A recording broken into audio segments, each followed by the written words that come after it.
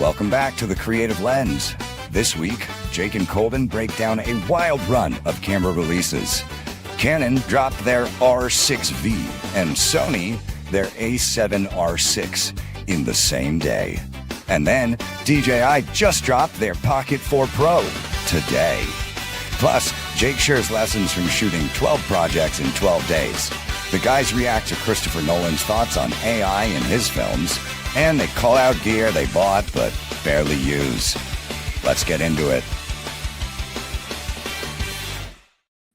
Yo, what's up, man? How's it going?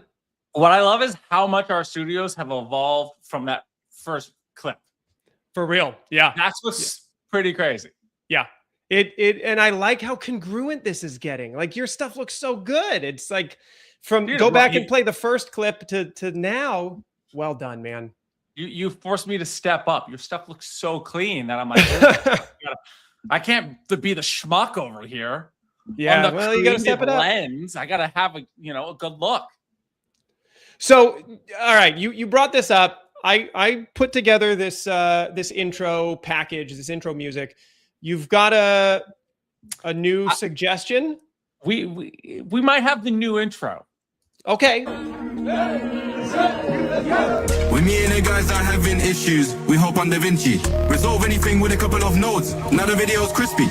We have the soft that's bright and the cleanest dark. They still wanna diss me. How you make faces look so pink and orange? It's a mystery. Boys nowadays crank the saturation, put colorist in the bios. They ain't never lived in struggle. Magic bullet looks, it's a violation. All of you spam halation. Me and the guys shoot real 60 mil, we don't do emulations. Nah. Put one hand in the air if your clients ever disliked your colors. Put one hand in the air if your premieres crash and you've been through struggles. Sleepless nights, searching, editing packs, transitions and bundles. These days over, dim pack free, you're solving everyone's problems. Put one hand in the air if your clients ever disliked your colors. Put one hand in the air if your premieres crash and you've been through struggles. Sleepless nights, searching, editing packs, transitions and bundles. These days over, dim pack free, you're solving everyone's problems. I love it. Absurd, well, man. great. Look, I love rap music. I grew up with it, especially, and now I've become obsessed with UK drill rap. And so I appreciate the aspect where it can be UK drill rap, but all about filmmaking. Like, it is the lyrics are legit. Like, the lyrics are impressive. Like, that's been all over my feed too. We were talking offline. Like, that's been all over my feed, and he just clips it up. Well, because he also has multi versions of it. Really? So I think it's multiple maybe it's versions. just different verses or whatnot. Yeah. But I don't know. I'm just saying, or we need some sort of rap song or something that has filmmaker lyrics. Yeah. And I will expect you to fully write that song and perform it live for the next show. Maybe we'll get in on the next show. Yeah, every week. Deal. Oh my God. I just love it. I just thought it was so fun and just so creative where, you have this dude who's and it's just so clever. Yeah. The lyrics are so clever. Okay. So if anybody is watching this, if they think that should be the new theme song, let us know. Vote in. Or, yeah. What's his name? Who wrote it? I don't know. You got to shout him out because I don't know who he is. But Perilous. Okay. If give us approval to use that as the new intro, because that's what we need. If anybody knows him, shoot this over to him so we can get this this locked in. Bumping right away. get you hype for the Creative Lens.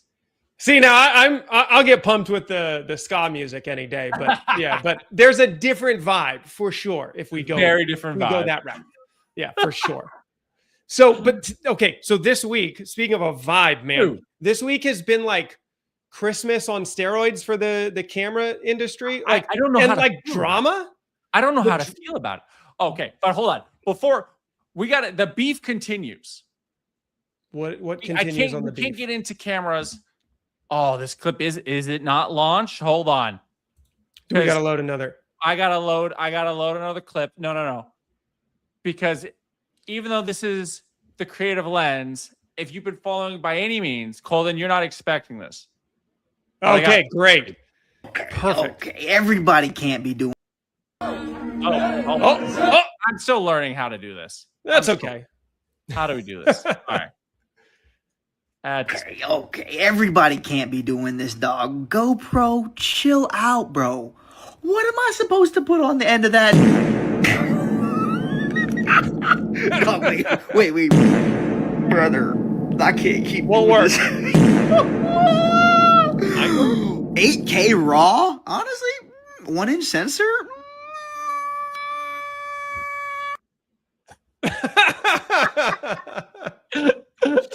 I missed my calling. That's the clip that I should have been putting out because that's absurd. 8K RAW though. I don't know where he's talking about RAW. I've not heard 8K RAW. So I don't know, but Ridiculous. I saw that. I instantly thought of you. Yeah, perfect. Releases. I had to show you. Feud continues. Yes, the feud. It will not die. No. So, all right. Now, okay. Now that we've gone through our GoPro segment, that's how we start the show. We have our fun little banter. We have our GoPro segment, and then we actually go into the show. God hope they stick around and we can continue to just shit on GoPro at the beginning of each show. That would be so much fun. Worst comes to worst, they become an AI company just like Allbirds. We might get into that next show, but there's definitely some talks that GoPro's not going to be where they're GoProing. Exactly. There might be some shifts in the company, so we'll see. Maybe we'll get into that next week. We'll save that for the banter of next week. They might be Go AI next week. You never know. You never know, man. All but right, so the drama of this week, though, just dropped, dude. So the craziest part, though, I love that this weird camera drama is I'm here for it. I had my popcorn out. So Canon announced, they had this teaser announcement, right? They were like, we're going to drop a camera on Wednesday at 9:00. And I swear, they were first. I swear to God, Sony saw that and was like, all right, we're going at 9:30 then. And we're going to have more megapixels than you. And so it was just an interesting drop, man. So 2 huge camera releases on the same day, literally the same 9 a.m. Eastern. It feels like a rap beef. Like if you remember, what was it? 50 Cent and I think it was Ja Rule or something. They dropping albums at the same day. Kendrick and Drake. It feels like a hip hop rap beef. It a little bit. My nerdy brain goes OpenAI and Claude did this too, where it was OpenAI announced something and then Claude was 5 minutes later, we're going to launch our new thing. It's not like the film community where it was Barbenheimer, where it's oh, yay, go to the movies and watch anything. We're united. This is hey.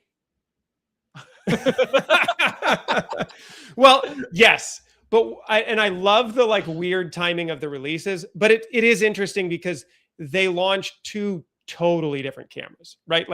Very, very different. And so the first one was the Canon. Do we have it? Oh, wait.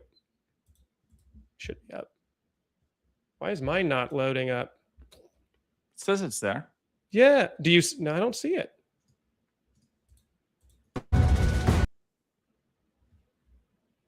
Do you have to take something off of your screen?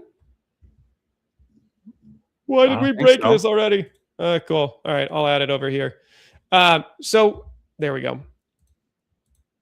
Yeah, it still says it's on you. Weird. Let me take our banner thing off. So here's we're so competent at this. We know exactly what we're doing. Well, I had it going. You've got to remove one of your videos from the stage because it's showing that you're already connected. Or did you delete it? I deleted a video. Well, you might have broken our StreamYard. Cool. So the R6 V, which is this creator heavy, really interesting. I got to tell you, I watched this whole announcement and I'm a little jealous of what they just dropped for $2,500. Trust me, I got hyped, bro. Yeah. Because we talked about this last week. I was I've been a Sony. I've been a Canon guy for my entire life. Just because that was the dice rolled. I went, let's go Canon. Why not? Young Jake, and I've been a Canon boy, and I have nothing particularly against Sony, but just like kind of like no NorCal, SoCal, East Coast, West Coast, you kind of have that just fun beef because why not? It's fun to beef. Well, to me though, and I was inches away from selling all my Canons and going and going just full Sony, full tilt, like FX3. Let's load them up, $20,000, call it a day. Right? Yep. The bank account wasn't going to be happy. The credit card was not going to be happy. But then this dropped. Yeah. This is an interesting camera. So I like the body style. It's basically like an FX3-esque, 7K. They put their like C50. So that's the interesting thing. It's not a new sensor. They put their C50 sensor in it, which is 32.5 megapixels, 7K. They gave us the open gate thing. They put IBIS in it. So that was, I think, the big difference because the C50 is kind of this camera already, but this is kind of shrunk down now with IBIS because C50 didn't have IBIS in it. 7K sensor, you get RAW, you get open gate. It's pretty sweet. I will say this is from Cine D. And one thing that Cine D is talking about, which I'm always interested to wait until sensor data comes out. So in their release, because Canon was saying, oh, we got 15 plus stops of dynamic range. Cine D points out that if this is truly like exactly the same sensor and the same processor on the C50, you're really only getting 9.98, almost 10. And then at the first SNR, you get 11.2. So not quite real world. So for us non-tech, tech nerds like you, Colden, what is SNR? That's a sweet question that I have no idea. I think this is the noise. You're just repeating what they say.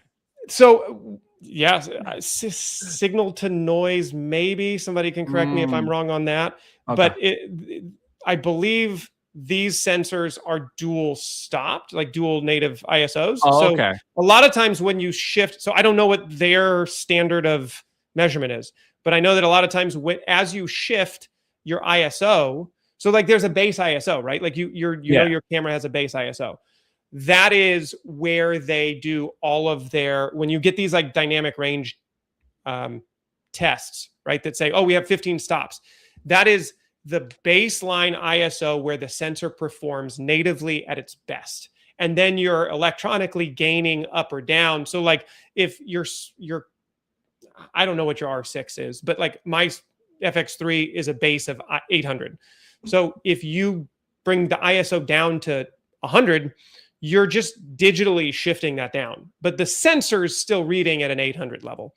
And so these newer sensors that have dual ISOs, dual natives, that's what I think this is, what they're talking about. I'd have to look up what they're actually referring to.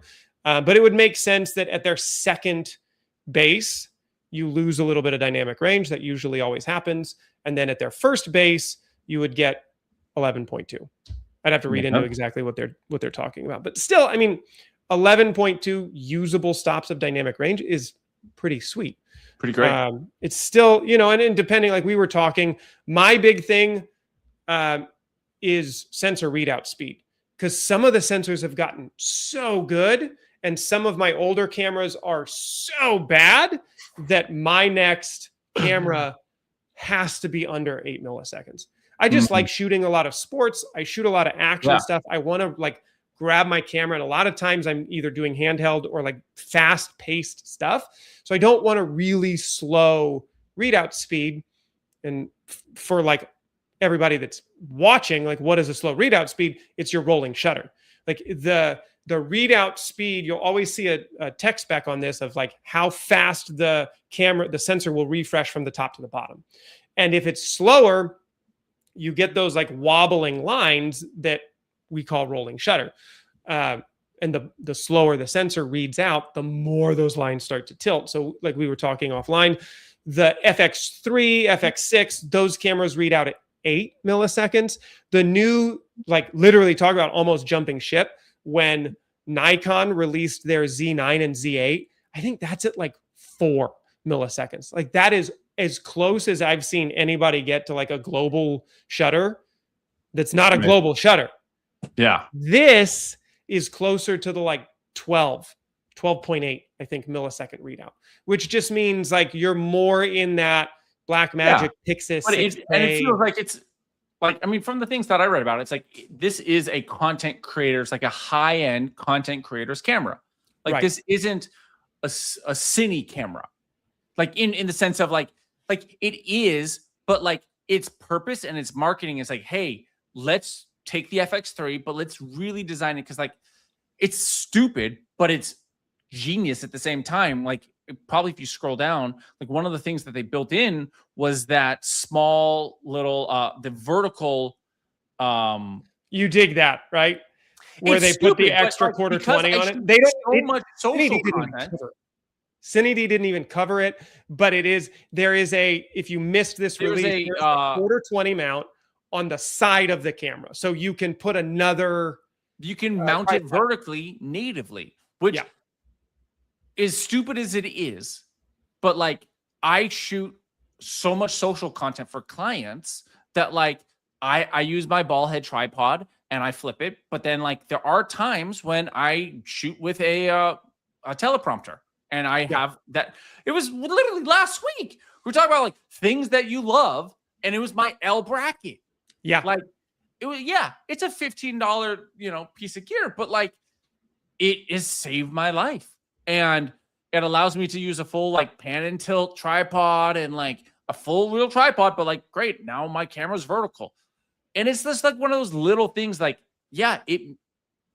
And to me, that's like it's built with the higher end YouTuber, the higher end social media individual who wants to really like have a higher quality piece of gear. Yeah. Come in place.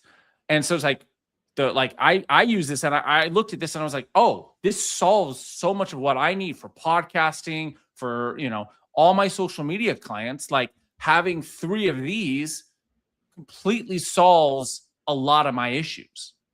For sure. I thought of you. It doesn't have a view. Like its cons. I was going through on another website looking at this. I was like, its cons. I was like, so like none of those cons were like, oh, it doesn't have an XLR input. It doesn't have an EVF. I was like, okay.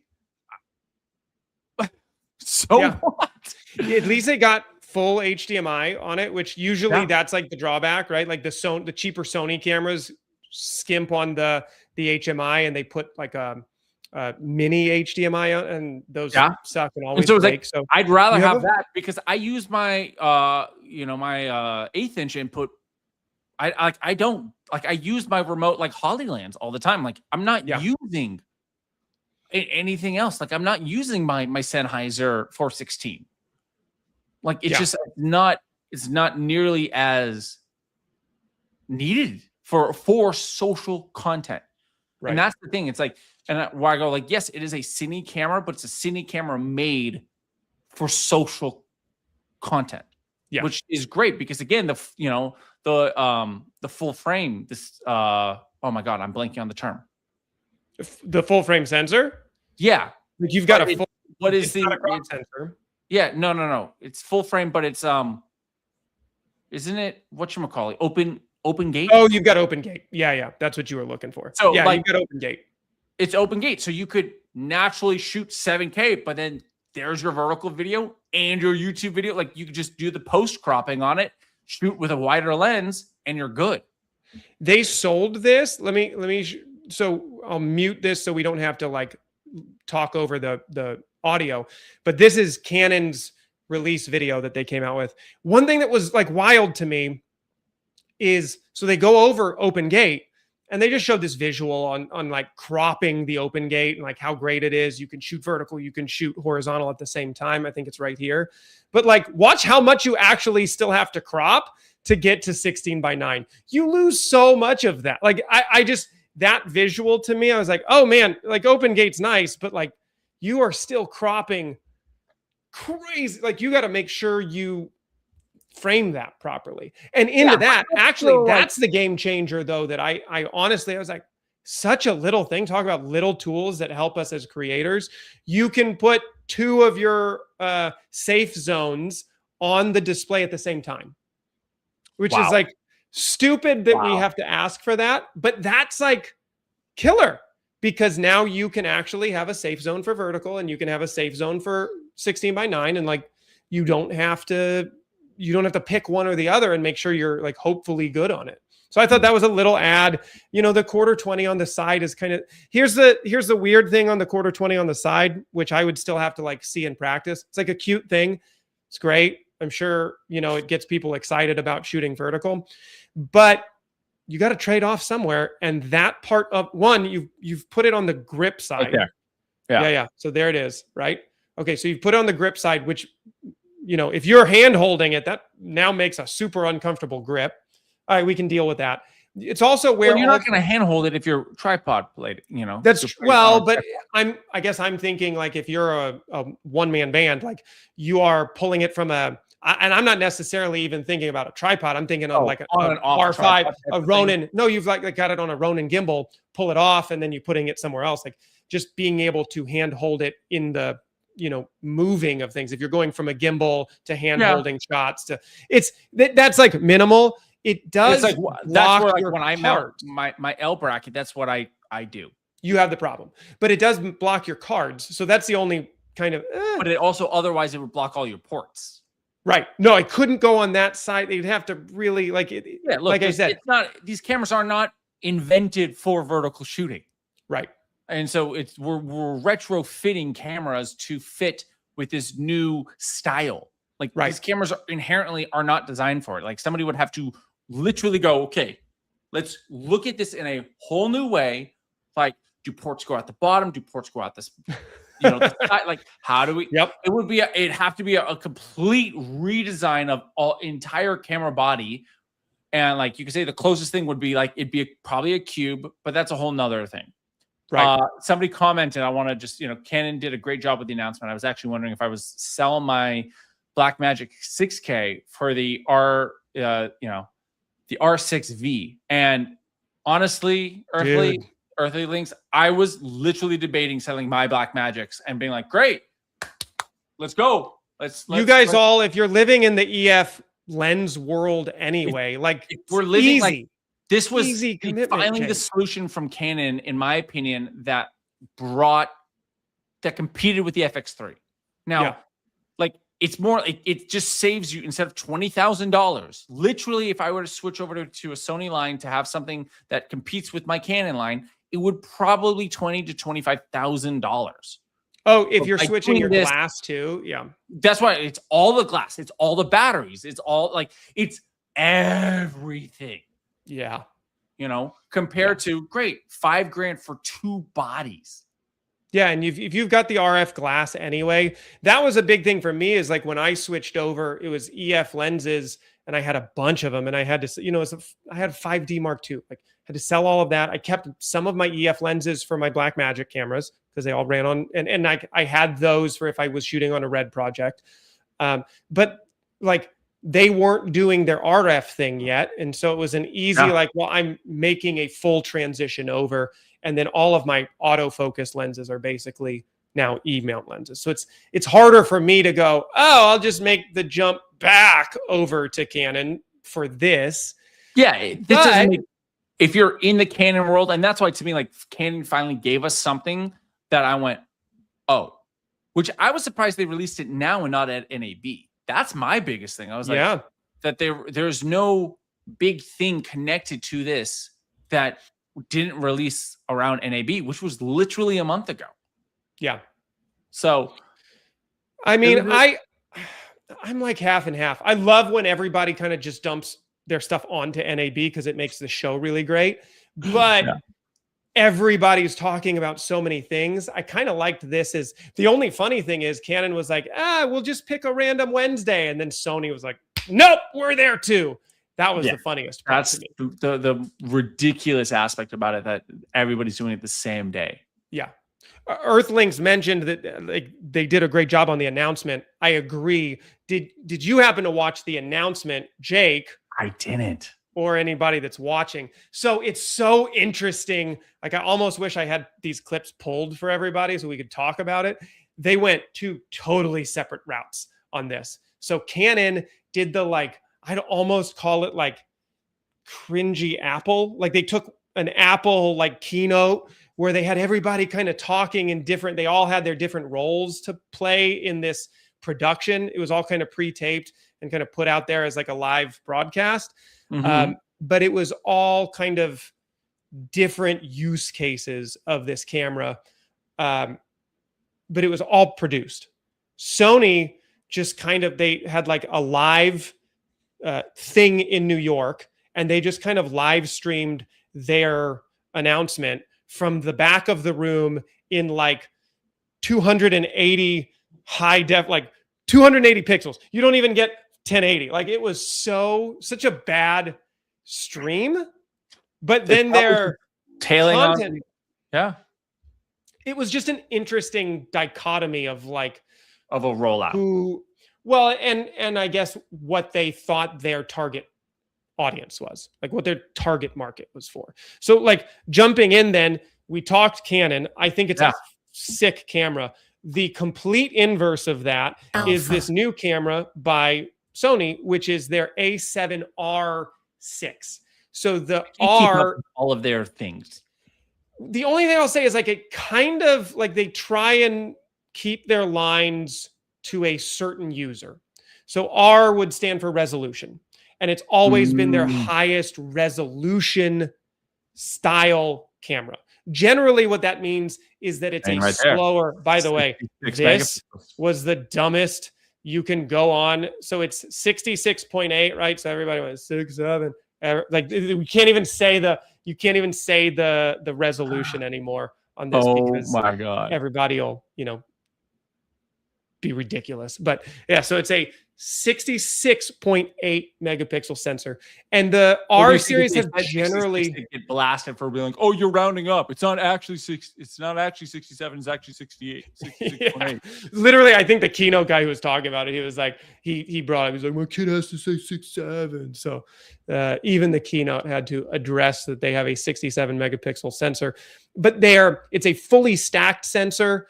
Which means it improves readout speed instead of like a partially stacked or a non-stacked sensor, because the R series is always kind of, you want to talk about slow readout. You're capturing such an intense megapixel camera. It takes a while. So it's not your sports camera generally. But now they're like the complaint on the Sony side is like, you basically just gave us 90% of your flagship A1. And Sony has a tendency to do this, which, like, as a Sony shooter, I love you, but like, if I was going to drop $8,000, $7,500 for their flagship a year ago, the A1 Mark II, like a year later, they just gave you all the same features into this camera, the same resolution sensor. You get the same 7K video recording, like crazy amount of overlap, and it's a $4,500 camera. So they cut the camera by like 40%. They cut the cost of it by 40%. So it's what I like is these two releases were completely different people. Yeah. So I was hoping to see that this is not where they would give us a ton of video features anyway. And they touched on it. Yeah. They were like, oh, we've got really great video features in this too. It does video too. It's not there. Yeah, I mean, this is serving the high-end photographer. That's, where. Now, what's interesting though, because I love this. My older A7 III only does like 10 frames per second burst, and it blacks out the EVF. So they introduced this a while ago that like you have open buffer and you have no blackouts when you're shooting with it. I freaking love that as a sports photographer. So that's almost one reason why I've like, for a like high resolution camera, like you're pushing, we were talking about, you had a Fuji, like you rented a Fuji, like you're pushing into medium format here. You don't have the medium format sensor where now you have to go get all new lenses, but like you're pushing into it. You saw the same thing, right? That the presentations were like super different. Earthlings was calling out the same thing. Yeah. Yeah, they didn't know that the top of the earlier announcement by Ken. Yeah, it was just such a different vibe. But yeah, I appreciate that you noticed that as well, that they were just very different. But their cinematography, like the stuff that they showed, was significantly better than their terrible live streaming. So what are your thoughts on it? Like, are you gonna do it, or are you gonna, like, because you're more video than photo, is it worth it? It's close, but the funny thing is, like, the deal breaker for me was this sensor readout, and it is a new sensor, so we're not totally sure what the full specs of it are. But like I said, I want under 8, which is a dumb number to have in my head, but like, I want to be able to shoot quick moving video under 8 milliseconds, because this is not usually their fast line. I think it's going to be more in the 12 range, which is funny because I was like, oh, that's way too slow. And then when I was researching this Canon, I was like, oh, actually Canon's like new sensor is that 12. Slow. So we'll see. It's not enough to get me super excited, I think. And it's a Sony thing. It doesn't solve enough of a difference in your problems to warrant dropping the. If you had given me a little bit more to chew on the video side, like, I was ready. I had the pre-order button ready.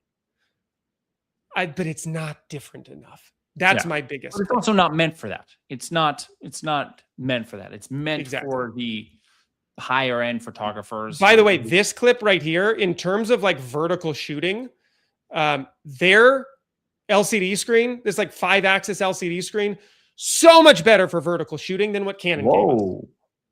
It's an insane, it's like the coolest. If anybody's used this, like, it's the coolest viewfinder, the coolest LCD screen that you can have. Because what happens when you give us just the flip out screen and not the tilty screen is you lose. Like, if you shoot low, you've lost. You can't do it. So you have to like flip the screen out to the side and then tilt it. And so this like 5-axis thing that Sony's, But I so love in terms that. of like, Trust me, the other thing, there's ergonomics of Sony cameras that are just, they do a great job. So the other thing that they launched on this, which I thought was interesting, totally new battery.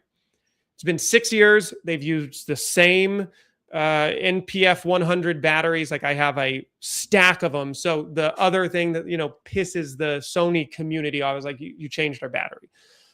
It's a fully new build, new shape, new battery, supposed to last longer. I mean, that's the one thing with these cameras, is that hopefully the battery life is, on the video side, it's an issue, but. So the two things, I hate to be on the open gate train, but I do think you brought it up. Like, there's a lot of uses for utilizing that whole sensor, especially maybe in the video world.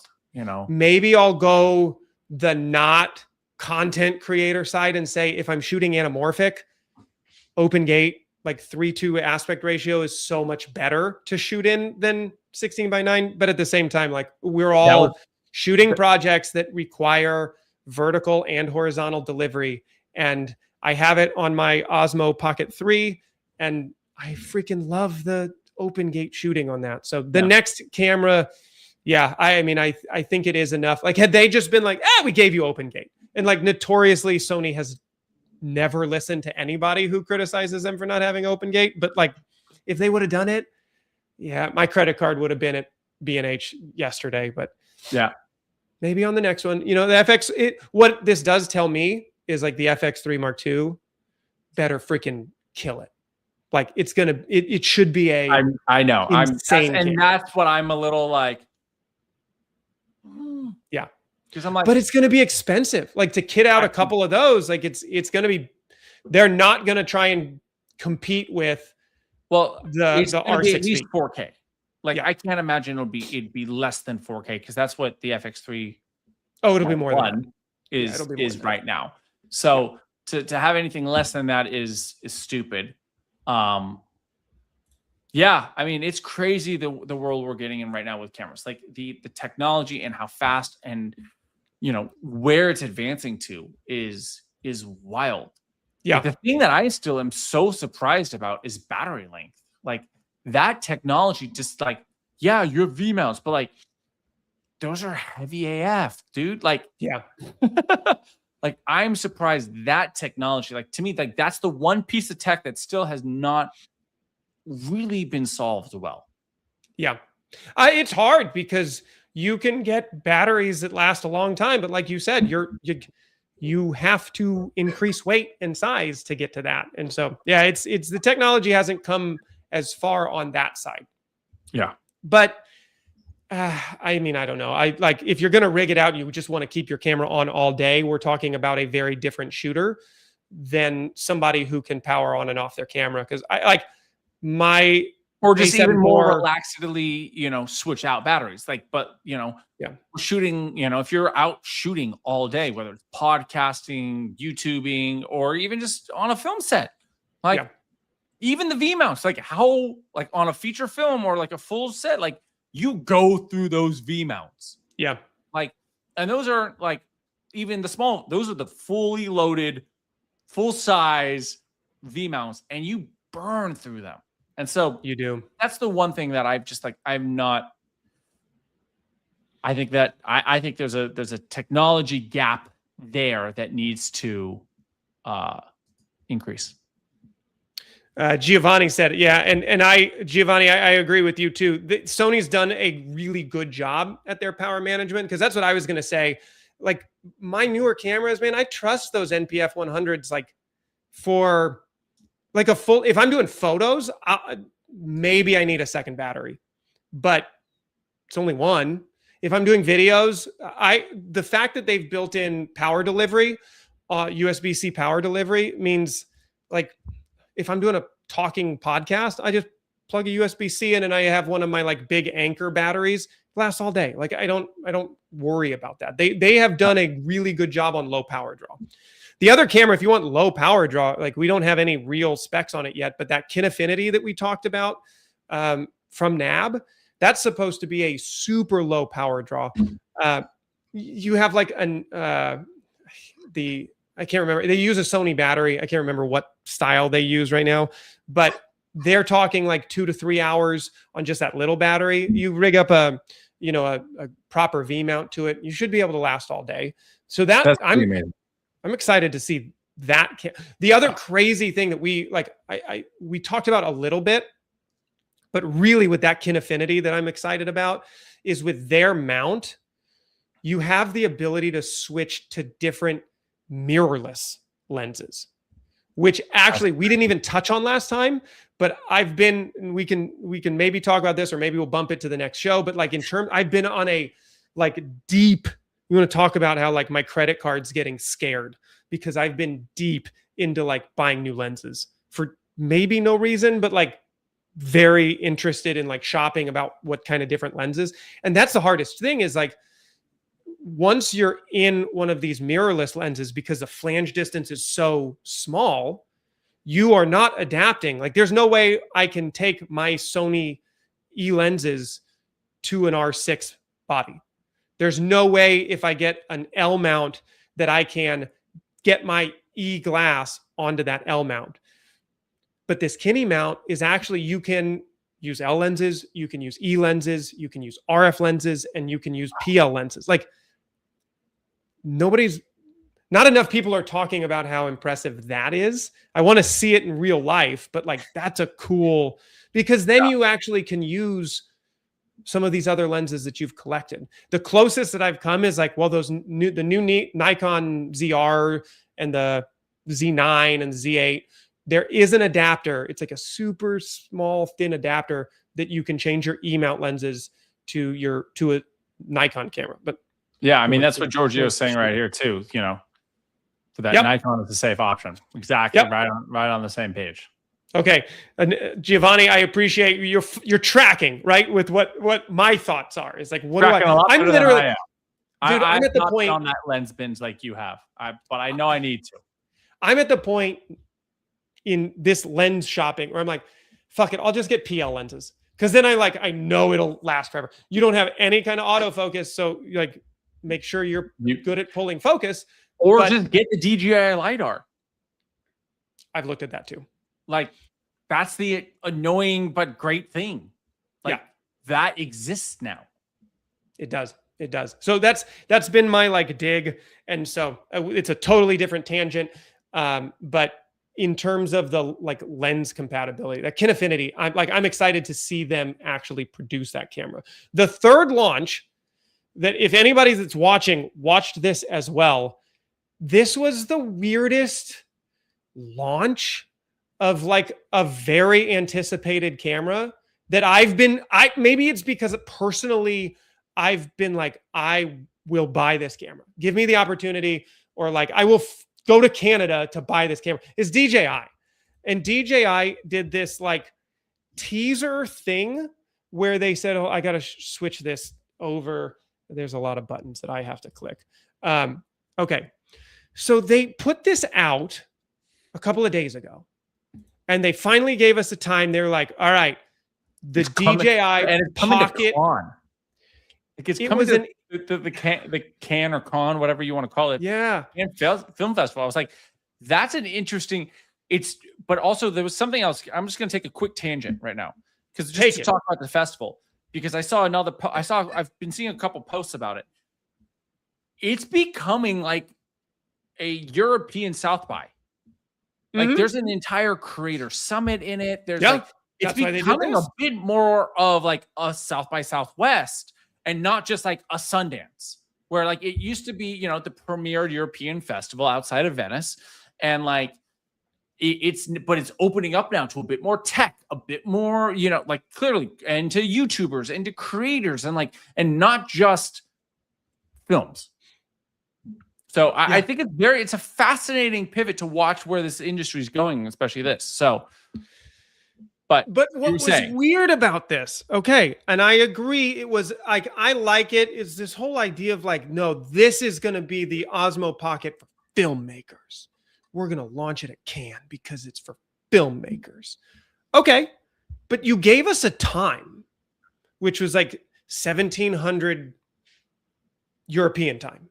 So I'm like doing the math. I'm like, it's 11 a.m. It's 11 a.m. on Wednesday. I mean, 5 p.m. there, but. Right. No, you're right. But it's 11 a.m. on Thursday. So we got the Canon, we got the Sony camera, and we're going to get this DJI camera. Fuck yeah. Nothing. I'm looking on every X feed, on every YouTube feed, because Canon and Sony did a great job at like, they started on time. They had their stuff produced. And I thought DJI is going to kill it with this one. They gave us a time. Nothing. Not even a story on their social media. Like literally just a bunch of people that are like, what's going on? DJI trolled us. Like, so any updates? So what happened at this event? Yeah. Nothing. There was no coverage, no specs, no details about it. They came back out and like posted a day and a half later this photo. What's on the carousel? Yeah. And it's a GoPro, here's a picture of the camera. Here's a picture of the people holding the camera. So like here's a carousel of the event, but we're not going to show you the event. We didn't show you the event. Yeah. And it's literally just a whole bunch of the same like comments. That's so weird. The other thing that's weird. So the only thing we got into embargoes on GoPro. Now, the only thing I'll say is they haven't released, this is like a teaser, which is fine. But like the only information that they have given us is that it's a 1-inch sensor. It shoots 4K 60 and 4K 120, and it has D-Log 2. So if anybody else can spot the differences between that and the DJI Pocket 3, it's putting the number 2 behind DJI D-Log. Like that's the only new thing that they said this camera is going to do. Well, it'll have a new telephoto lens. And the dual lens. Have a new Yeah. But it was a really strange launch for this camera. And I feel like it's been very much anticipated, excited about. We wanted 2 lenses on this thing. And I don't know. They kind of botched that launch, and I mean, I was disappointed. I was disappointed to see it. Well, yeah, I think it'll. I'm excited to learn more about it when it actually comes out. But you know, they didn't do it on the 4. I'll tell you, like DJI, I'm sure you are watching this channel currently right now. So I'll give you my. Obviously. Here's how to get one credit card purchase at least. They didn't do this on the 3. They didn't do this on the 4. It doesn't look like they're doing it on the Pro. Give me native, like just turn the gimbal so I can shoot vertically natively with the sensor. They do it in their Mavics. They've been doing it for years. It's not a new thing. I thought for sure, like I was ready to buy the 4 prior to the 4P. Like, I was like 2 credit cards by doing that. Yeah. Like 100%.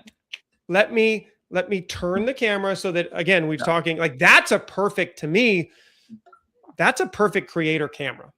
Yeah. If you, now it's not as like durable and like beatable as this new Canon camera or like real cinema cameras, but like throw it in your bag and you have a gimbal. Perfect BTS, perfect. Like if you don't want to shoot with the iPhone, yep, you need another camera. Like it's a perfect version. Like I personally, I don't have that much storage on my iPhone. So I get very annoyed shooting any behind the scenes on my iPhone because I'm like, gotta clear it out again, gotta clear it out again, gotta clear it out again. But like, and like, I don't love shooting clients on the iPhone, but if I had this for that, purpose, like this is going to be my phone camera.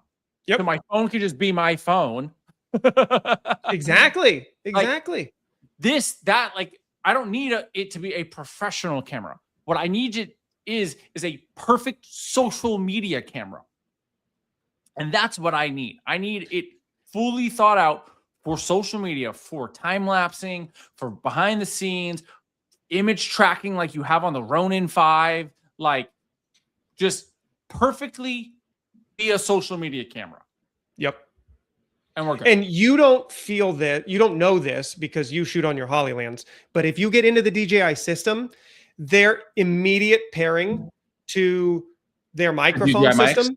Oh my God, dude. My point is I would also then go buy a DJI mic set. Right.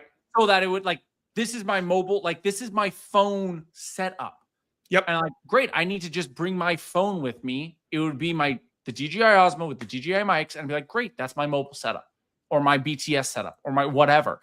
While I then go, great, Hollylands with the Canons as my like higher end, more cinematic look, you know, where I can go, great, I can change the lenses. I have a better sensor. Like I'm not going on a 1-inch sensor, especially now with 34 megapixel, you know, 7K. Don't shit on a 1-inch sensor. GoPro just put it there, revolutionizing the game, man.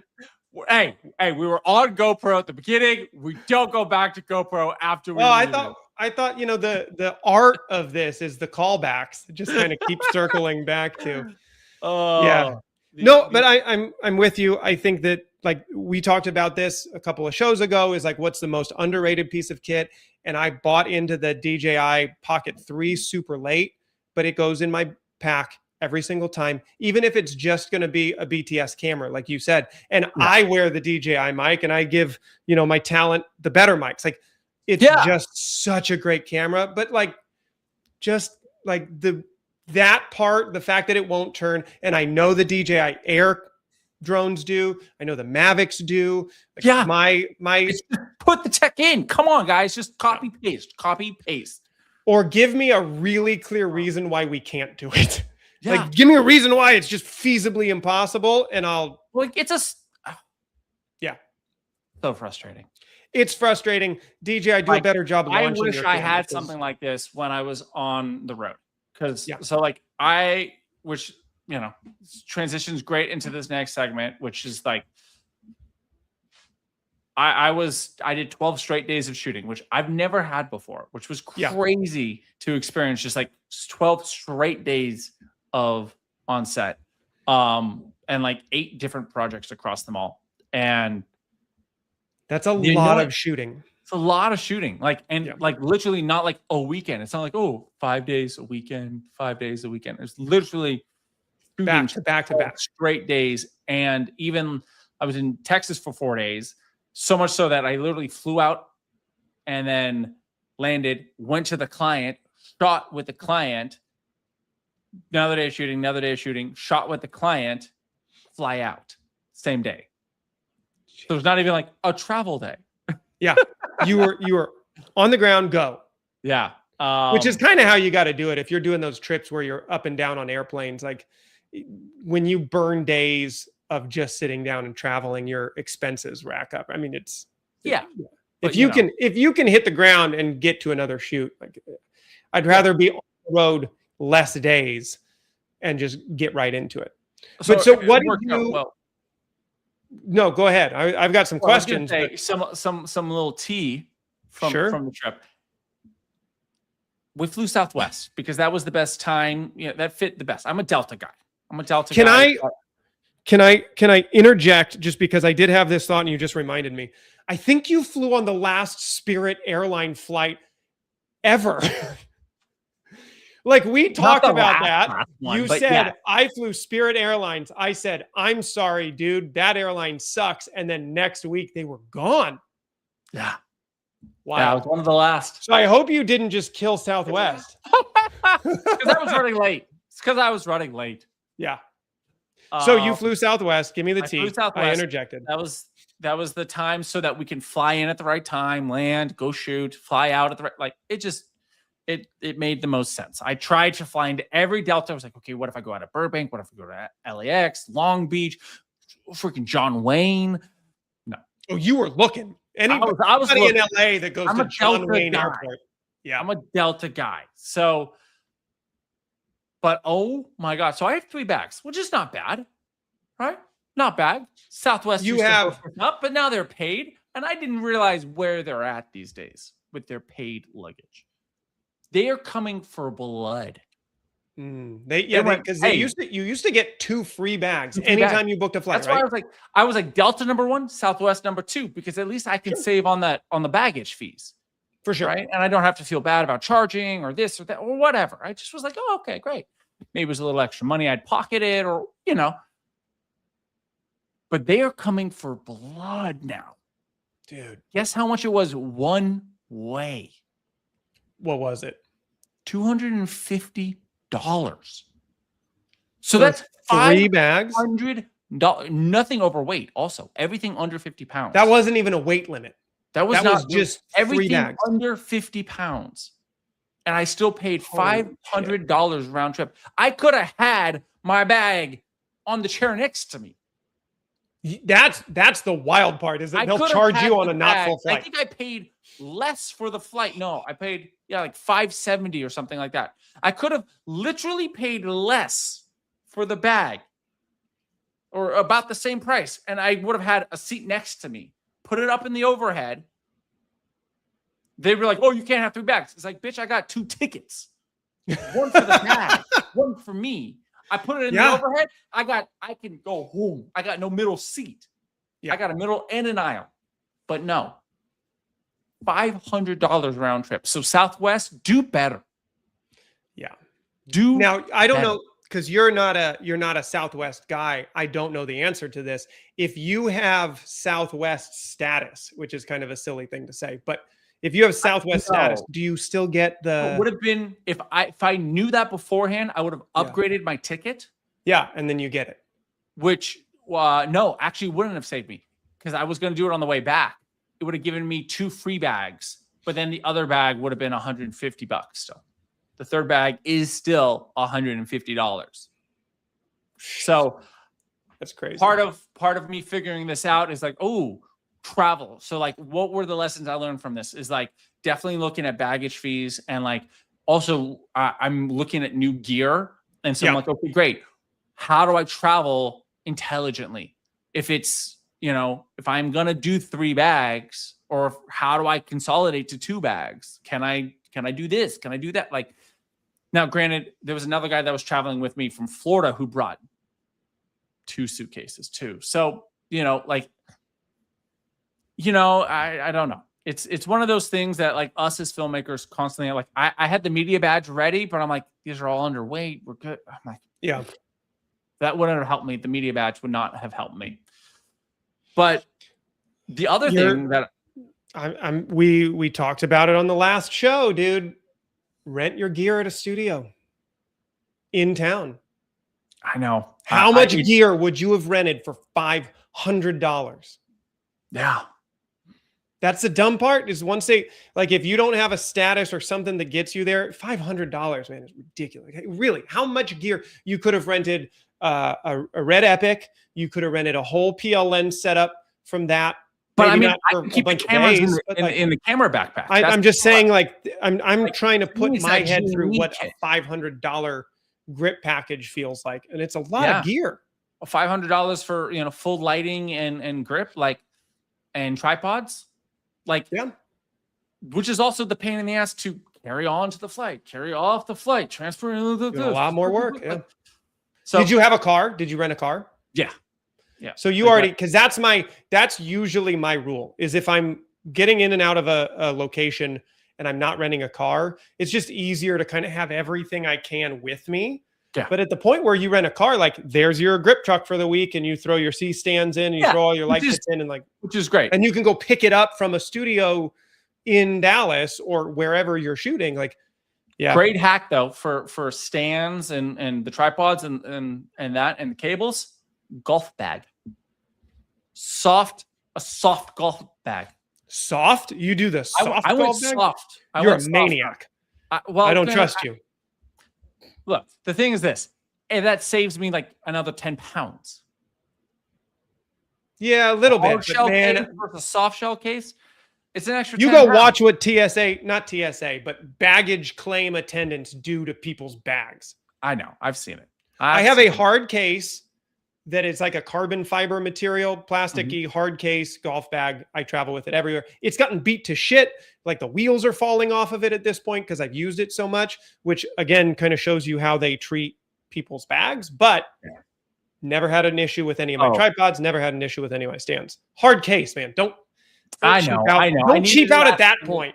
I got it. It was Yeah, but it's a solid hack though. If you travel with gear, golf bag.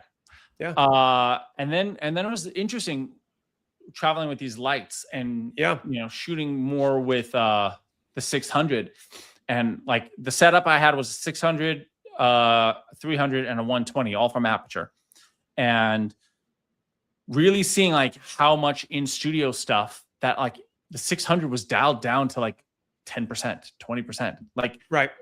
I didn't need the 600 for what I was shooting at that point in Texas. And it was really interesting because I'm, post NAB, we were talking about lights last time. I still haven't hit the trigger on my B&H card right now, which is like $2,300 right now. So it's just we're just slowly creeping that up. And, but I think because I'm getting a whole new kit in terms of lights. I think I'm going with the Nan light. And I haven't told you yet this. I think I'm 100% going with the Nan light 720C. Yep. So that's going to be my big boy. Yep. And then I think I'm going with, which B&H has a special hookup kit, which is dual 300Cs with a travel case. I think I've seen that because once you brought up Nan light, I was like, I got to go check this out. Because when we talked about it, that's the first light I've seen that gets you under $1 a watt. That was cool to me. Like that's what I've looked at in terms of like, where do I pull the trigger on a different lighting package? So they look cool, and you get a travel case. Yeah, with and it. the nice thing with the 300s, because I was going to go with the 500B, the bicolor, but I'm like, I don't. That difference in the 300 to 500 and it just being by, I'm like how much am I going to use that extra? Like rather than two 300s that also have a case with it, and the 500B still comes with like a kind of a ballasty like power converter. Yeah. Which just from a travel standpoint, I'm like, great. If I just need a 2-light setup, just bring the 2 300s. And like, I'm just doing like, if I'm not, whatever. Like I was like, oh, this is a lot more intelligent. Or if I need something big, great. Now I can bring the 720. That 720 is a cool look. Like I would, because I was looking at that too. Like in terms of cost per watt, the 720C, like I would go at 720. They're heavier, so it's like where you're gonna travel with it. But like another 720 over the a 5, it makes sense to me because I'd rather turn those lights all the way down, but have it when you need it. Well, and that's why I want to get one. So I have the Yep. one big one, but I do so much in studio stuff that I'm like, You don't need it. You don't need that much power. Also, like I can use a lighter stand for it. I can like the nice thing with the 300s, it's just right into the light, right into AC. Like there's no extra component parts to it. With like, which ones? The 300Cs. My aperture 300s are just right in. All the control panels. My aperture, there's a ballast. No, I just have a power brick, but I don't have a ballast. You have all your controls. Can I say though, and they've solved it with the app, but the ballast with controls, when you have your light really high, is still really nice to have. Sure. Yeah, but Nanlite has an app too. Yeah. And like I said, they kind of there was a moment in time where everybody was like, we built it into the light itself. Cool. And then you'd throw that thing way up on a stand and you'd be like, shit, you'd have to bring it all the way back down and turn it down, put it all the way back up. So like, gaffer or DP says, hey, can you let's test this out, Hollywood, at bring it up to 20-30%. Okay. I'm getting a workout just pulling lights up and down. Yeah. So I do like the app. The app solved a lot of that and they're getting better.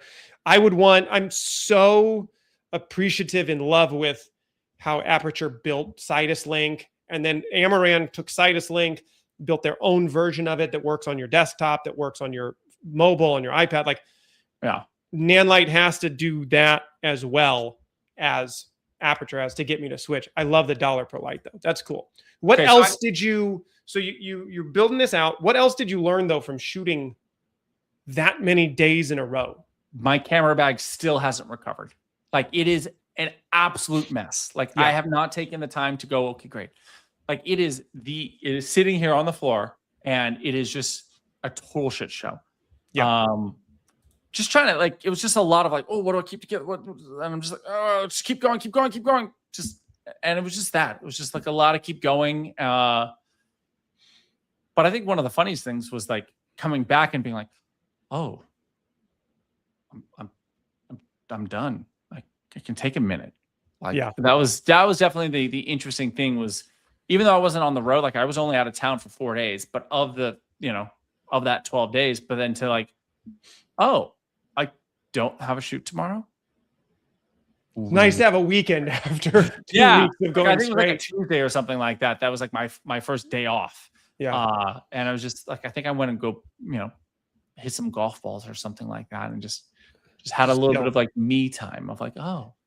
What were the projects? Cause that weighs on me a lot. Like, what did you have to do? What were the deliverables? What was are you the editor on this? Like now do you have to take those 12 days and now turn around and deliver? Or were some of that only two were editing?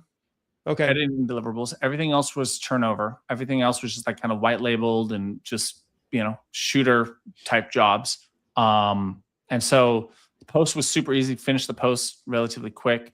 But yeah, I mean, it was not too bad. That's always to me is if you don't. Yeah, I also have a team. So like two of the projects I turned over to my editors. Another project I edited myself, and then like 2 of the other projects were just turnover footage to their internal teams. Nice.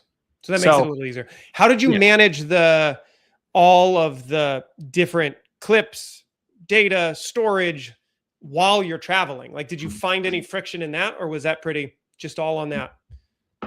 Well, okay. So the Texas shoot, those guys are crazy.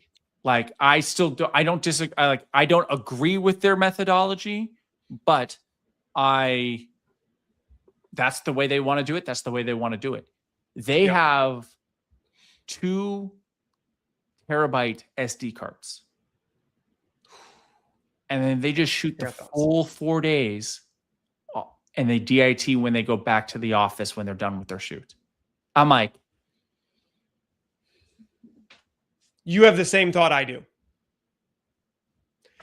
You sure about that? And they're like, You yeah, sure? that's totally fine. I'm like, clearly you guys haven't done this enough, but okay. Right. All you need is that 1 2 terabyte card to corrupt for your whole world to melt. Yeah, for the entire, and that was so, but everything else was local. So everything else, I slept back in my own bed. It was totally fine. I'd come home, I'd DIT, you know, send stuff off to my editor, send some stuff off to their editor, or whatever it was. Like it was, you know, there was a couple long days. I was shooting an event one of those days, which I rarely shoot events, but this nonprofit I work with a lot of the time, and I love them. And so, you know, I make a few exceptions to my rules, and they are one of the exceptions. But like one of those days was like a 14 or 15 hour day or something like that, because they had the entire event throughout the day and then a banquet at night. And so, were you shooting the banquet too? Yeah. Oh, but it was just again, it was a weird thing because like that event was weird because I was just getting B-roll. Yeah, like they just want a B-roll highlight video and a banner video for their website. Like, so I'm not worrying about any audio. I'm not the AV guy in the back doing, you know, great, let me get the entire speech. I'm like on the gimbal running around for like boom, boom, boom, boom, boom. Great. I'm going to sit down and hang out for an hour while a speaker speaks, and then doing a little bit more.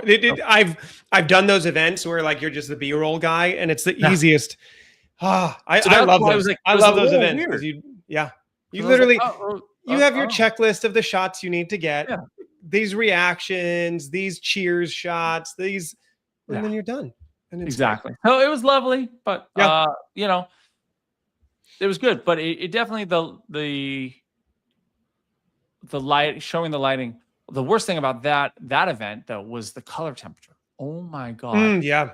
The color temperature on that, because the stage was different than the room, but then where they were also on the stage, like just oh my god, me and post on that one was not happy, hurting. That's where you bring it into DaVinci Resolve, and it makes your life easier. Maybe. Wait, you said you color in DaVinci Resolve. Did you try and fix it in Resolve, or were you trying to fix it in Premiere? That one I shot. Don't kill me. I shot Rec 709 on that one. So I didn't. So I just was like, great. I won't hate on you on that.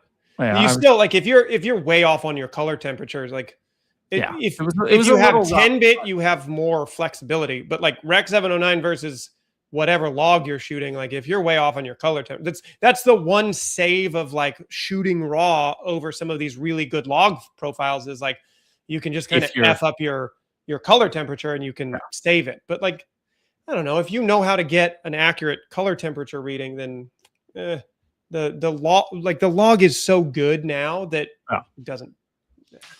All right, so I gotta show you this just because I saw these gear build outs and I was like, oh yeah, oh you are showing me this is, I don't know what you ready? Can you do it? Oh, you can.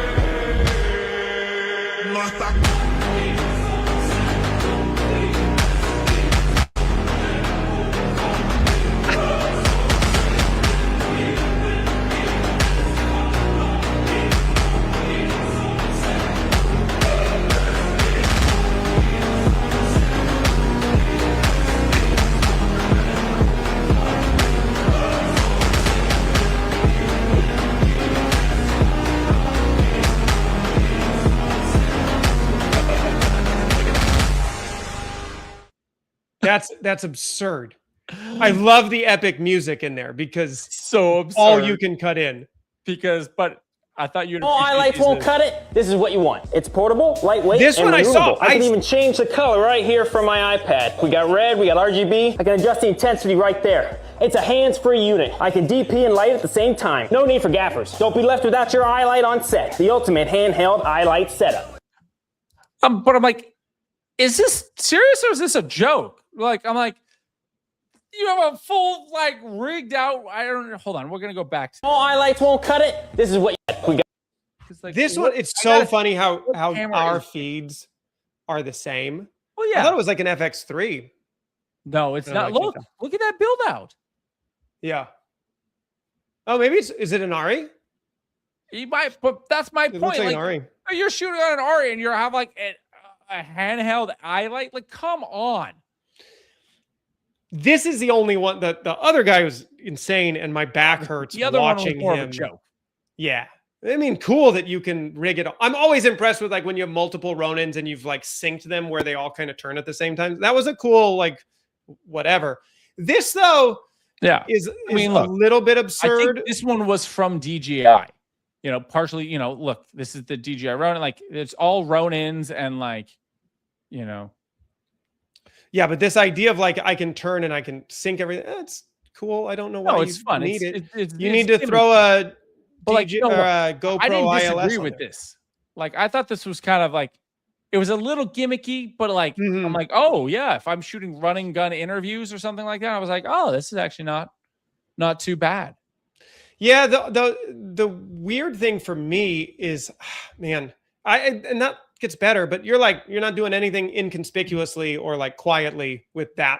No, set, no. right? I don't even like going in and shooting events and stuff where I'm like getting interviews and I have like a small video light on. Like, that's why I like the FX3, because the ISO is so like, it's so such crazy. a clean signal that I'm not worried about going into low light. There's something nice about having an eye light and, you know, all that. Yeah, that's a legitimate eye light. We were actually talking about, so I will say though, those 2x, the 2x and the 1x that Amaran did, because he's got that Amaran thing. They're light. They're legitimately like the other guy with the crazy Iron Man suit of DJI Ronins. Like, that's heavy as shit.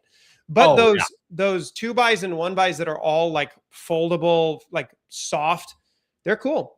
I've seen, I'm sure we can talk about it and then it'll come up on both of our feeds, but we talked about the inflatable soft boxes before. So I've seen the crazy build outs with like the big kind of 3x2 inflatable thing that kind of floats, or they have like mantis arms that go out like this with like two of those giant lights. That's cool. I mean, those are absurd, but I love it. Maybe that can be my goal in life one day, is to have a build out quite as absurd as that and be featured on this podcast with just stupid build outs. Yeah, I don't know. Very interesting though. I'll give you one more before we jump into Chris Nolan. There's one other piece of gear that was dropped. I think it came out this week, that I wanted your thoughts on. I'm going to try to do this on this stage here. And okay, maybe I can add this to mine now, because you were like stuck on it before and that was what was messing us up. So I don't know. Again, sucks for you. 35 to 100. Tamron is like a silent killer in some of these, like, and it's just, it's E, so coming soon to E and Nikon Z. So blame Canon for not opening their lens system up and letting Tamron make cool lenses like this. But I thought, because you are my street photography guy, this is sick. I'm not like that. Also, just from like an overall use of like, it's not even like I don't know if I would use it for street photography, but like just like, I'm just thinking like when you throw one thing in the bag, like to just walk around all day, just to have a lens, like, but for like client work, like to me, like that's like a perfect client work lens where it's like, great, we need to step back. We want that long look. We want to come up close. We want a little bit of a wide look, like great. And then get a 16 to 35. Like, you need to zoom. Like, I mean, granted, you could do the same thing, but like you can have a nice 85 in there. You have a nice 50 in there. Like, well, so this is like, this is only, it's killer. If you're doing client work and you're not worried about like throwing one lens in the bag, the comparison is there. So they already had their 35 to 150. Yeah. All f2 to f2.8. Like, I love this lens. I have this lens. I love this lens. The drawback to it though is it's heavy as hell. It's almost a 3-pound brick in my bag.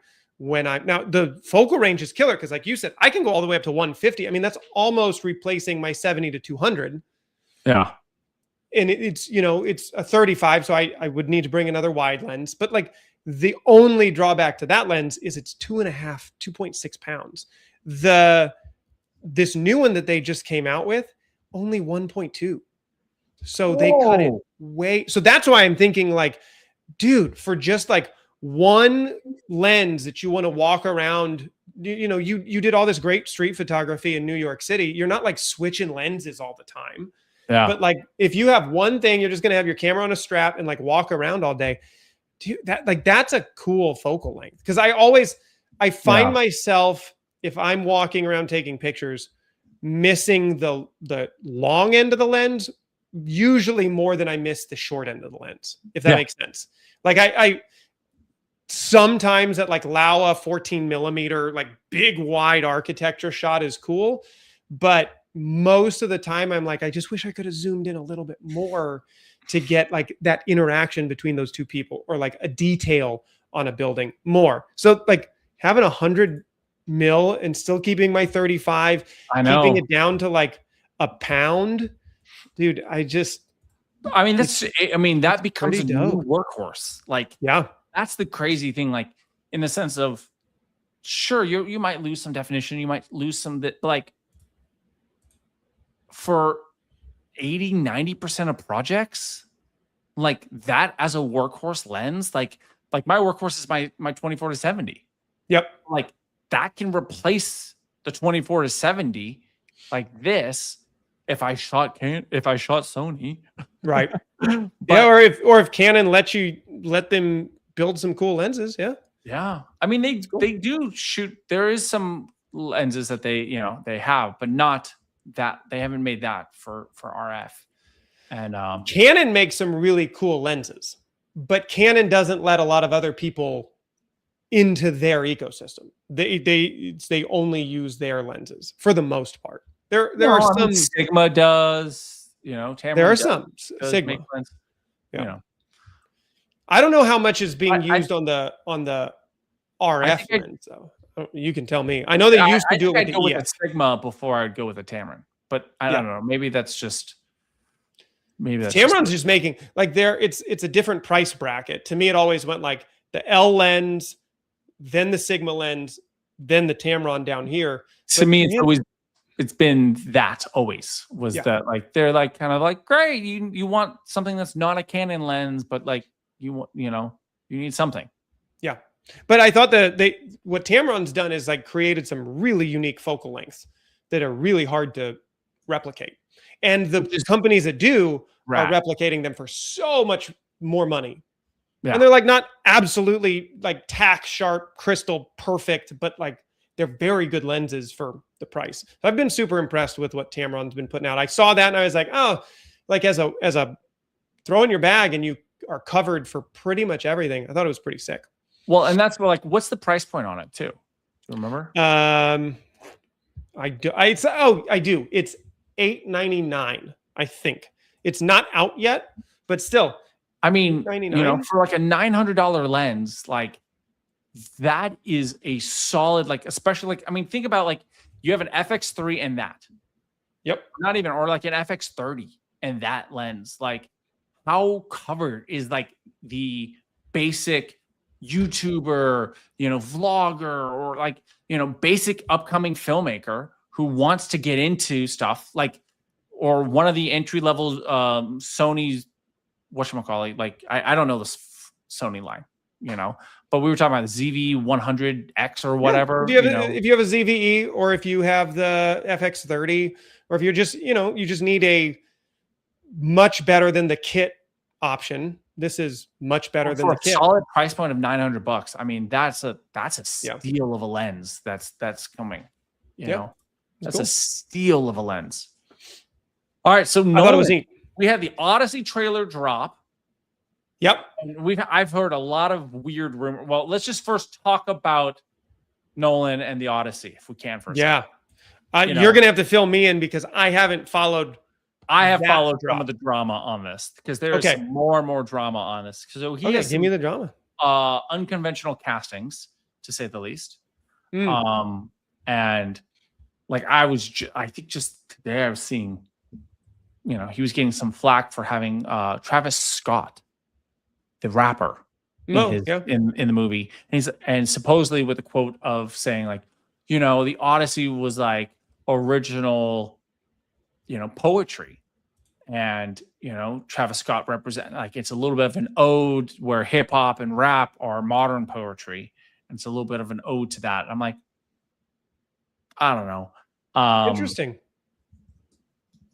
Yeah, he's got a stacked cast, that's for sure. I mean, it's a Christopher Nolan movie, so he's pulled in. And then you have Elliot Page, formerly Ellen Page, who supposedly is Achilles, which is, again, like, really? You go from Brad Pitt to Elliot Page. Yeah. Okay. Now, that's not 100% confirmed. Yeah. But interesting. Yeah. So you got a lot of people on the right going, what is this woke crap? But I mean, look, it's a stacked cast. I'm excited for it. We're obviously going to see it. Like, I was looking at IMAX tickets. I would say, though, in terms of the Elliot Page thing, Chris Nolan's been casting Elliot Page for a long time. Like Inception. Like, obviously there's a relationship, and obviously he does that a lot. He'll use his favorite actors. Yeah.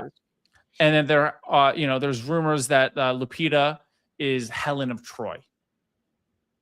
Okay. So I'm here for it. But again, I'll watch it. I think it'll be, I'm a Nolan fanboy. I enjoy what I love John Bernthal. Do you know what John? I got to see John Bernthal live in New York on Broadway. That's awesome. He crushed it. I got to watch him on a Dog Day Afternoon. Sick. That's awesome. And he was so good. So look, I'm about it. I think Christopher Nolan is a very, very smart director. I think he will utilize his cast in a very intelligent way. Yeah. I think. But again, it'll be very interesting to see what he does. I mean, some of the stuff that in the trailer looks fabulous. Yeah. And I gotta go check it out. I did not follow that, and I probably should. As a filmmaker enthusiast, I should probably check that out. You gave me some homework. There's some really good movies coming out this year. I'm very excited for the lineup of movies coming out this year. Yeah. So in terms of that, I'm glad you gave us some context to kind of most recently what's going on. I found this clip of this younger, I think he's French guy, interviewing Chris Nolan, and like my film school brain just went, God, that, like, how nervous were you to sit down with Chris Nolan's like one of my favorite directors. Like, oh my God, how crazy would it be to get to sit down and like just ask him some like just random questions. But he's got two quotes, since we kind of have been overlapping this idea of AI and filmmaking. And Chris Nolan is like the guy who will still shoot on 35 millimeter film because like he has a very intentional thought process on how he goes about choosing every piece of his film, not just his cast, but like down to the film print, down to the IMAX cameras versus not. Like he's just very intentional about his filmmaking. And so this was clip one. And of course, you chose to not AI use CGI. Yes. Is there a risk that using highly advanced technologies such as AI, for example, takes away the substance of art?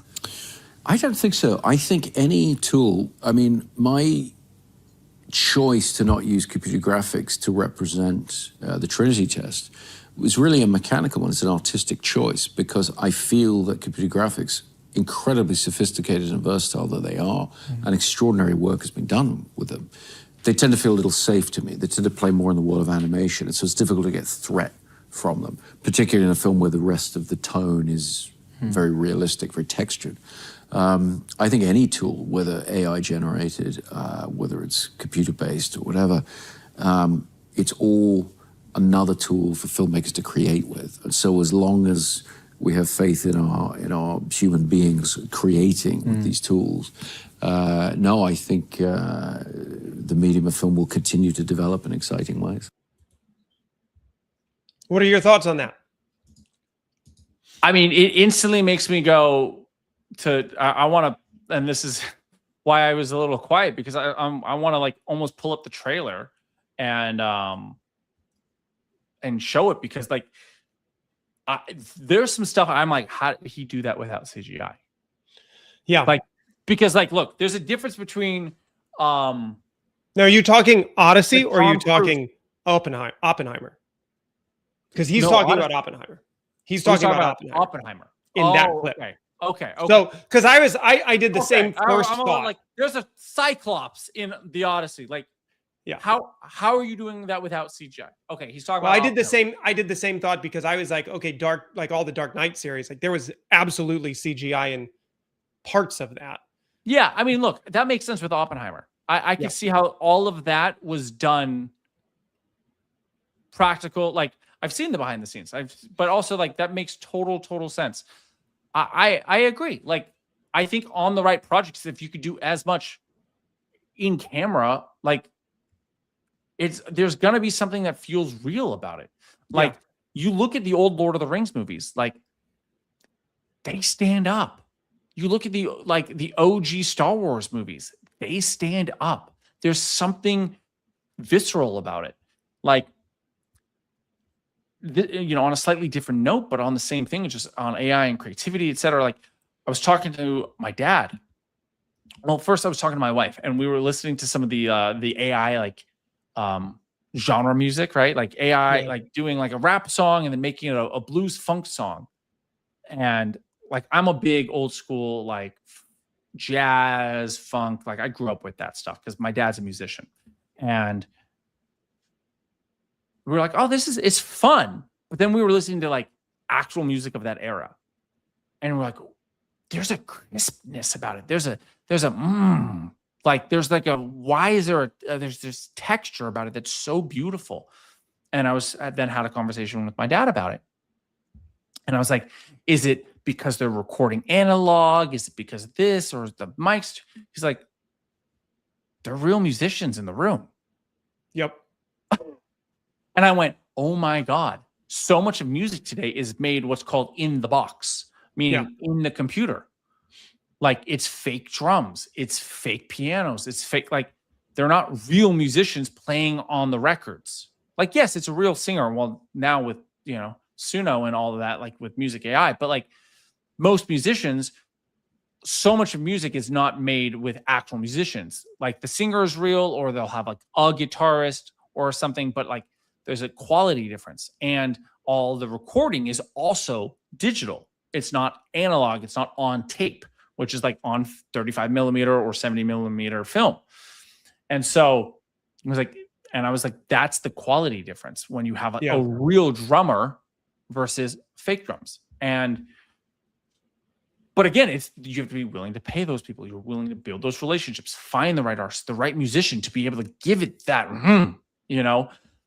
And that's why it was something so fun to see. Like, I was in New York recently, and to see these guys on stage where there is no CGI, there is no nothing. There is just them doing their thing as actors and performers. And, I think that's why, Kill Tony is doing great. Why, in a whole different space, but Banana Ball and the Savannah Bananas and that whole league is doing so well. There's something magical and special about in our such advanced AI and technologically advanced society to have that real humanness about it. Yeah. Well, I liked the part of that clip. What resonated with me is like intentionally making a decision that you wanted to feel the weight of the danger, of the threat, of the, even when you're doing practical explosion versus CGI explosion, like you feel the heat, even if it's pyrotechnics, you feel that danger versus, you watch some of the behind the scenes or some of the shots of the Marvel films being shot, and it's like a bunch of pretend actors pretending in front of a green screen with like a little marker spot where the head's supposed to be. And it's like I get what Nolan was talking about. I appreciate what Nolan was talking about in that you're making a decision to feel the actual weight of this thing. And it's just intentional. He's just very intentional with what he does. I remember the first time I shot with 511. They're a tactical clothing brand. They do a lot of stuff with like military, law enforcement, etc. And we shot at a gun range. And I remember them unloading rifles and automatics and being like, oh my God. Like, this is not just, oh, fun John Wick, bing, bing, bing, like, oh, guns, yay. You know, this is not like, you know, it's not just a cool action movie. This is real. Yeah. Like hearing that, feeling that, like it's a different sensation where like, it sure is, you know, from the standpoint of an actor, like they don't have to pretend. They can feel the heat. Just like you were saying, to feel that heat is very different than to go, okay, great, what would that heat feel like? Great, let me give you a performance. Rather than, oh, that's the heat. That's the, oh, that's what we just did. You know, I think about, there's a moment in Dark Knight Returns, Heath Ledger's. That's Batman. Dark Knight Return. No, that's just Dark Knight. Batman Begins, The Dark Knight. Sorry. In that moment where they blow up the hospital, there, like it's talked about everywhere, but like the transmitter didn't work at the right time, right? And they practically, like, they really blew that part of the hospital up, and you like see Heath Ledger trying it, and then it like, then they get it to connect and it works, and he like legitimately jumps. Like that's not necessary. Like that's acting. It's great acting, but he's like in character and didn't turn to camera and be like, it's not working, guys. Yeah. He stayed okay. Oh, it's, you know, and it was such a great moment. Yeah. But like in that moment, like props to him for being able to stay in character there. But like, it's also where like, as an actor, if you're walking away from this thing, you're like, it's not working. And then you feel this boom, like it'll make you jump comparative to not. To comparative to like, okay, just act this out. Okay, boom. You know, like there's a hand talked about that in Maverick with the flyover. Yeah. You know, it's the same thing. And that's why I like Top Gun in Top Gun Maverick, where they're doing it, mounting the cameras, actually feeling the G's that, you know. Yeah. So here's the last clip. I love your reaction to that. So this one is Chris Nolan talking about kind of the evolution of where CGI's come from, and maybe kind of comparing that in a way towards the inception. The human brain reconstructs worlds almost perfectly in our dreams, to the point where we can no longer distinguish, of course, between reality and the dream. Do you think that one day AI could soon reach this level of creativity or a capacity to duplicate things and completely blur the boundaries between what's real and what's not? I personally don't think so. Doesn't mean that it's not a danger worth considering or an interesting idea worth considering. But I think if you look at the realm of visual effects, for example, when I first started using visual effects, everything was about simulation. Everything was about the idea that through computer graphics, through ray tracing, you could perfectly simulate an environment. And ultimately that hit a limit. And now the approach is slightly different. The approach is more photographic. It's more photographic textures, mapping them onto shapes, using the complexity of the world and our ability to capture it using cameras. And so you do see areas where, even though there's a theoretical possibility of infinite progression, in some areas there is a limit that's reached because the real world is, by definition, infinitely complex. The real world has no limitations. And so any digital simulation or technology that simulates, eventually it always hits a particular limitation. Nice. Yeah. Yeah. I mean, my personal thoughts is I think there will be a certain percentage of the population who, you know, live in their own fantasy land. I mean, as there is a certain percentage of population now that lives within their universe. And that's what is to say. Is their universe wrong or right? I don't know. That's not us to say. It's their universe, you know? So we'll like look at the universe of WALL-E, for example, right? To her, like it's people who live like, okay, great. This is technology. This is my universe. Okay, great. Fine. Like, but I think majority of the population will go, oh, look outside. You know, go look at the real, like, go look at the physical universe that we live in, and be like, great, this is the physical universe we live in. And I don't, because AI, it's like you just take off the headset, you go outside. Like, yeah, that is outside. And so I think it'll, personally, again, like similar to Nolan, where it's like, I think it'll get to a point where it will be really good. But there's, in my opinion, there will always have to be a piece of technology for you to be in that universe, whether it moves from headsets to glasses to contacts to neurochips. There will be a piece of technology to put you in that technology world, whatever that technology world might be. Yeah, it's a good take. I so appreciate. I think that is my clip when I'm like stressed out about the evolution of this particular technology, to be like, all right, you know what? He makes you feel better about where it's going, that there's not just a complete takeover, that actually like, it's not as limitless as the marketing team at all these AI companies are making it. That's why I even like CGI hit that's a why limit. I like that Lil Wayne clip. Yeah. From that we Can't played clean last up here. week. Yeah. Do I gotta? Awesome. Yeah, Pull finding that that up. might be tough. Thought I had it. But I want to add one clip to the show. That just like is inspiring as an artist. It's forget this guy's name. I think it's Jordan Johnson. I think that's his name. Sweet. Let me just double check. Jordan Johnson. No. Oh my God. This is gonna.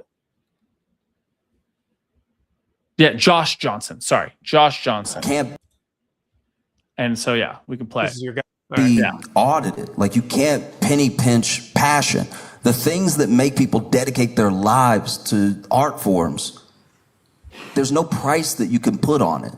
And what about artwork that you can't make money from? There are artists who do beautiful drawings in the sand and let the tide take it away. Is that not art because they didn't charge you to watch them at the beach? You know, us expanding our understanding of what art is and what artists go through is like, yeah, it's just paramount to a better world, you know? And That's great. And that's why, to me, it's like, it's, you know, in terms of the AI, right? Like, this is kind of what we're talking about, creativity, AI. It's the ability to dedicate your life to a craft. And the craft is there to entertain, inspire people. Yeah. Like, that is the goal of art, is to educate, is to inspire, to entertain, is to move people in some emotional capacity. You want to uplift them, or you want to make a satire where they go, oh my God, or you want to make a dramatic piece or something that, you know, shows, hey, look at this atrocity. And it's not meant to make you happy. It's meant to make you go, wow, that's horrendous. Yeah. You know, you look at Schindler's List, you don't walk away from that being like, oh my God, what a great movie. I love that. You go, oh my God. Right? Yeah. Like, very different than, you know, Indiana Jones, where you go, oh my God, it was so much fun. I loved it. Right? And that's where I think AI art will never have that. It can't have that. Yeah. Like, it will never reach that point because there's not a human behind it. So that's why I never worry about it. And it's like, great, how is this tool going to help me make better art? But it's not going to make the art for me. Yep. Because I don't care for it to make the art for me. I want to make the art. Right. I like that perspective. And I think that the commercial and marketing wings of all of these different tools are kind of marketing it for the lazy people that don't actually enjoy creating something. And like you said, like finding that passion and inspiring that in other people. Dedicating their life to improving the craft and to learning a craft and perfecting a craft. Yeah.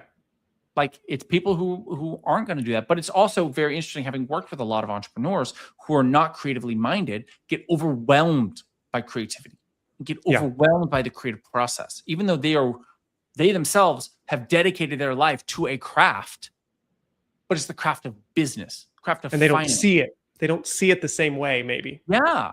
And like recently, I've just worked with a new client who works in the accounting space. And she literally has hired me because she gets overwhelmed with the creative technical. Yeah. Technical side on the creatively.